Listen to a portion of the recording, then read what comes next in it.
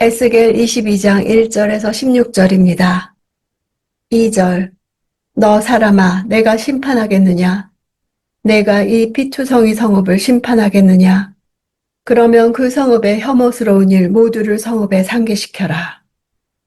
심판하겠느냐는 의문문이지만 실제적으로는 의문의 의미가 아닌 명령의 의미로 사용된 것입니다. 심판해야 하지 않겠느냐로 옮겨볼 수 있습니다. 하나님께서는 예루살렘 성읍을 향해 심판할 자들이 제사장들 가운데서도 거짓 예언자들 가운데서도 백성의 지도자들 가운데서도 발견되지 않음을 아시고 에스겔 선지자를 통해 그 성읍의 죄악에 대해 심판하도록 명령하신 것입니다. 피의 성읍이란 말은 또 한 군데 나훔 3장 1절에서 아시리아의 수도 니느웨에 대해 사용된 단어입니다. 예루살렘에서 자행된 각종 죄악을 니느웨의 만행과 비교합니다. 피를 흘린다는 것은 무죄한 자들의 생명을 해하고 약한 자들의 삶을 위협하는 모든 불의와 강포를 총칭합니다. 상기시키라는 것은 그 성읍의 죄악상을 낱낱이 드러냄으로써 자신들의 죄악에 대해 확실히 알게 할 것을 말합니다. 마땅히 알아야 함에도 불구하고 백성이 알지 못하는 하나님의 뜻을 바로 알리는 것이 참 선지자의 사명입니다. 당시 거짓 선지자들은 백성들의 환심을 사기 위해 그들의 죄악도 덮어버리고 오히려 그들을 축복하는 거짓 증언을 했습니다. 3절. 그리고 말하여라. 주 여호와가 이렇게 말한다. 성내에서 사람을 살해 피를 흘림으로 호응의 때가 이르게 하고 또 우상들을 만들어 자기 스스로를 더럽히는 성읍아. 예루살렘 성의 죄는 3, 4절에 걸쳐 피 흘린 죄와 우상 숭배의 죄가 반복적으로 언급됩니다. 피 흘린 죄는 사회적 약자들을 압제하고 무죄한 자들을 죽이는 죄입니다.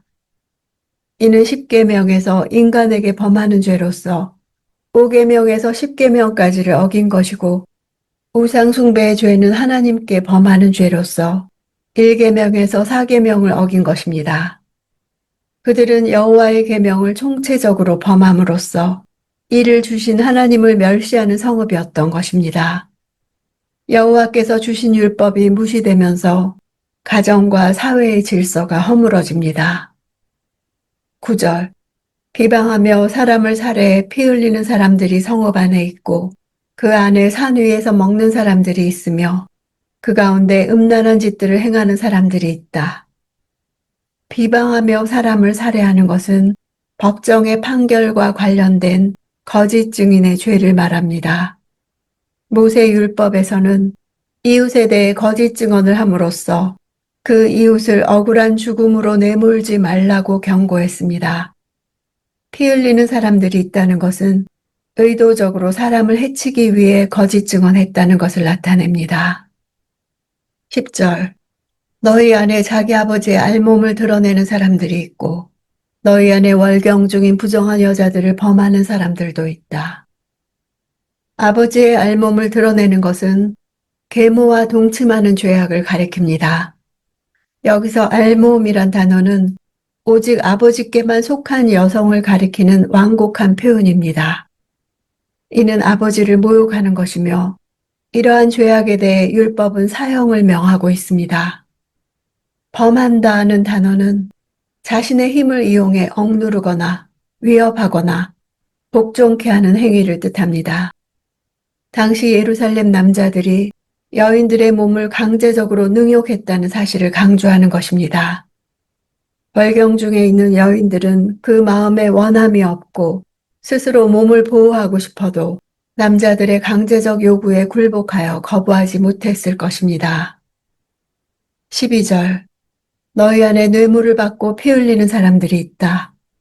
너는 고리대금과 엄청난 이자를 받고 내 이웃의 것을 강탈해 부당한 이득을 취했다.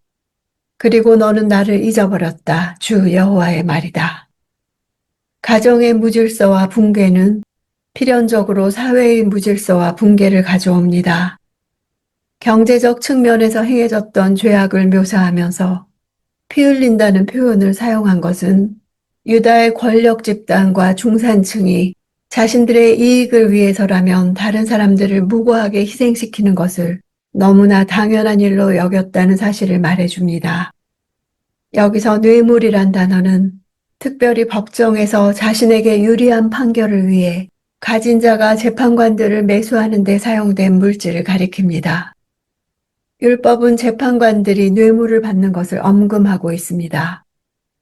뇌물은 사리 판단을 흐리게 하고 의로운 자, 가지지 못한 자, 사회적 약자에게 무고한 고통을 주는 원인이 됩니다. 그러나 유다 말기 예루살렘에서는 재판관이 뇌물을 받는 악행이 관행처럼 일반화되어 있었습니다. 뇌물을 받음으로 인해서 재판관은 의인을 악인으로, 악인을 의인으로 둔갑시켰으며 고아와 과부 등이 제기하는 소송을 묵살해버렸습니다. 이스라엘 사회에서는 고리대금업이 금지되었으나 동포들에게 이자를 받고 돈을 빌려주는 일이 일반화되어 있었습니다.